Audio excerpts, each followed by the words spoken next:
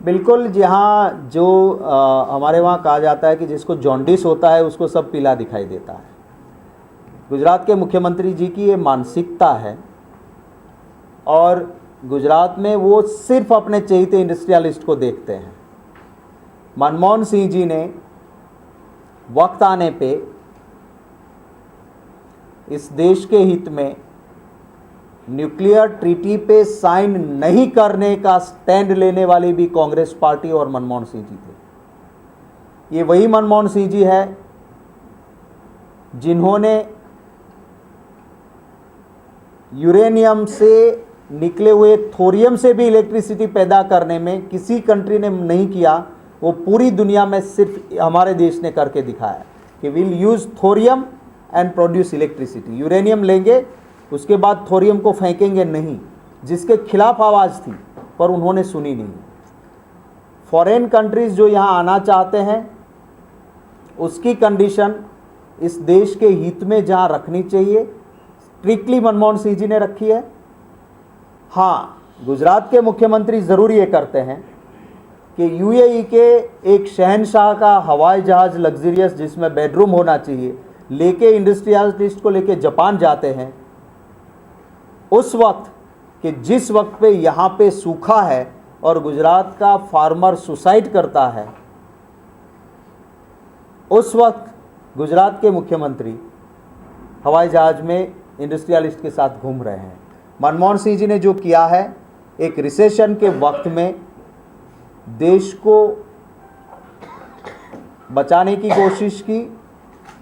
Obama ने खुद कहा है कि इकोनॉमी कैसे बचानी चाहिए वो अगर किसी से सीखना है तो डॉक्टर मनमोहन सिंह जी से सीखना चाहिए। आज यूरोप का जीडीपी नहीं बढ़ रहा है और डेवलप्ड कंट्री का जीडीपी स्टैग्नेंट है। हिंदुस्तान का जीडीपी मनमोहन सिंह जी की नीतियों की वजह से आगे बढ़ रहा है। पहली बार मनरेगा आया, बहुत सारी राशि, आप देखते हो कितनी राशि, धनराशि वो उन लोगों के हाथों जा रही हैं जिनके पास रोजगार नहीं था।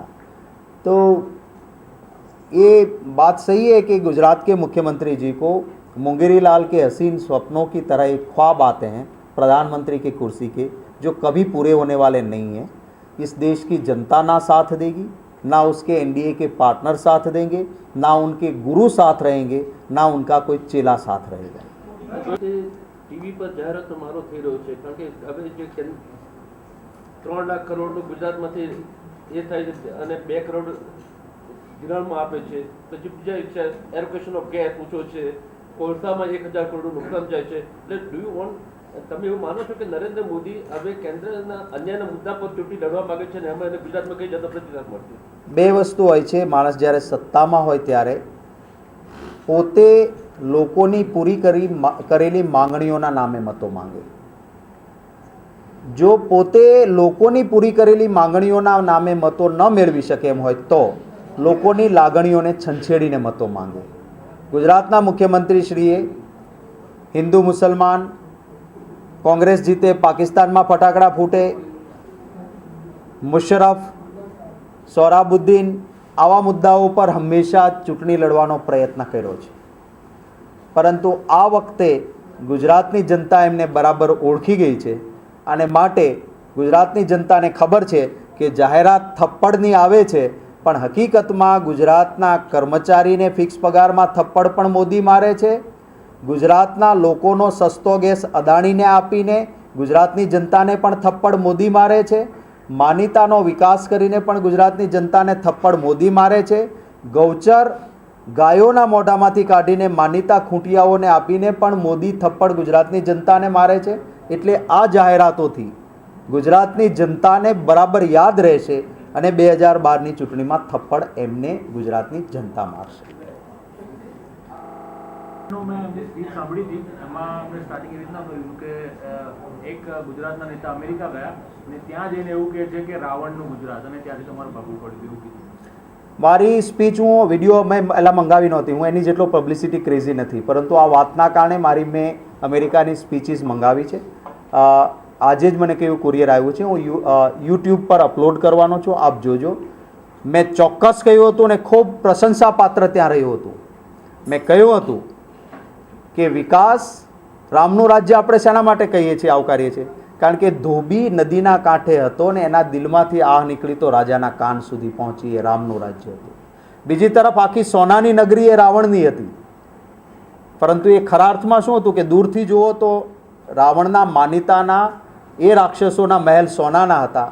આમ આદમી લંકામાં દુઃખી હતો. રાવણનો ભાઈ વિભીષણ, રામના માર્ગે ચાલનારો, એ પણ દુઃખી હતો. એમ ગુજરાતમાં મોદીના માનીતા અદાણી જેવાના બંગલા સોનાના થાય, વિધવાબેનના પેન્શનમાં 1 રૂપિયાનો વધારો ન થાય, એ જ ભાજપના મોટાભાઈ જેવા કેશુભાઈ પણ દુઃખી હોય.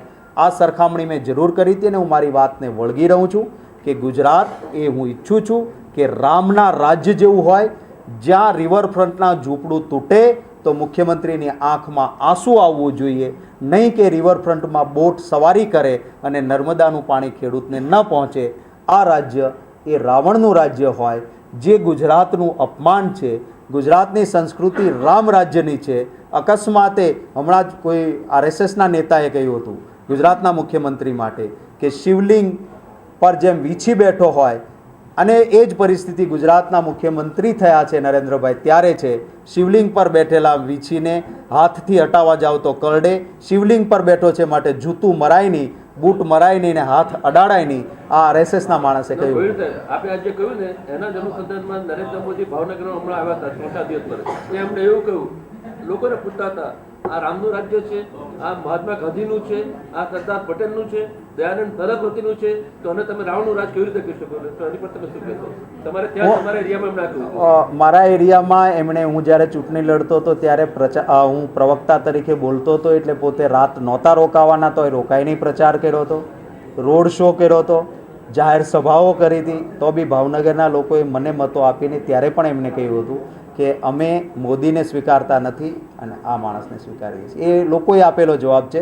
અને આવતા દિવસોમાં એમનામાં હિંમત હોય તો બીજે બધે ચાળા છોડે. હું ભાવનગરમાંથી જ્યાંથી લડું ત્યાં મારી સામે ચૂંટણી લડે.